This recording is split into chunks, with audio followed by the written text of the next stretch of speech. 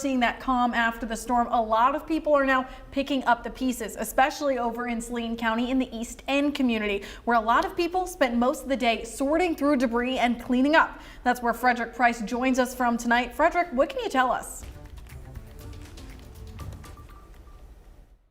Yes, Sarah, and the people that I talk with in this community say last night's storms was short, but it was fierce. We talked to one gentleman. He showed us around his house and we could see the force of the storm. The windows at his home were blown out. And take a look at this tree behind me. It's on his side. It was uprooted. It actually fell onto the vehicles that were parked in this homeowner's driveway. They have been able to clean up since we've been here around 11:30 or so this morning. And that's kind of been what a lot of people in this community have been doing. I'm on Fairview Road tonight, and it is among those areas that were hardest hit by the storms. At Sardis Road and Pruitt Road, also among the areas that were hit the hardest. And we've been in this community all day, watching people sort through what's left and move forward.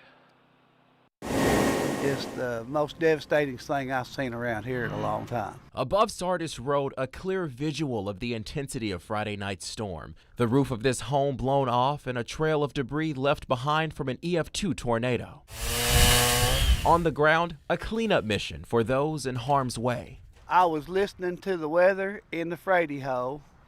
Had no idea it was near this bad until we come out. Larry Cossey's storm shelter is a couple miles from his property. He says when he returned home, the scattered metal and tree limbs were hard to digest. I automatically assumed it was my house laying in the middle of the road and in the front yard. The storm approaching so quickly, he had to leave his dogs behind when he and his wife headed to shelter. Utility crews and the people who live in East End now working to pick up what was blown away in every direction. You can see the 2017 Nissan, it held up pretty good for that big a tree. Remnants of Cossey's neighbor's shed are spread out in this field across the street. Other homes in the area also heavily damaged by this tornado.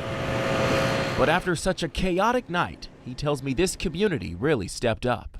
Them neighbors were out in their t-shirts and their shorts and barely had shoes on, coming to check and make sure me and my wife was okay. As he works to clear the damage and move forward, he can't help but think how things could have been much worse. We're blessed. I'm telling you, very blessed. A silver lining in this, when he returned home, he was able to meet with his dogs again, and they were excited to see him, and he was excited to see them as well. Fortunately, no injuries to report, but as you can imagine, the cleanup process is going to be pretty extensive for the coming days. We're live tonight in Saline County. Frederick Price, THV 11 News. All right, thank you so much, Frederick. Yeah, definitely emphasizing that it's great that everyone is okay. Now, I'm sure Corrales will agree if this happens again, if there's ever severe weather like we saw last night, you're going to want to make sure you have the THV 11 app on your phone. Yeah, that's right, Sarah. It's a free app on our Apple Store or even Google Play Store. You can get the warnings about severe weather, watch our live coverage. You saw Tom and Nathan on for several hours. You can also check the radar and always get updates on your local news as well.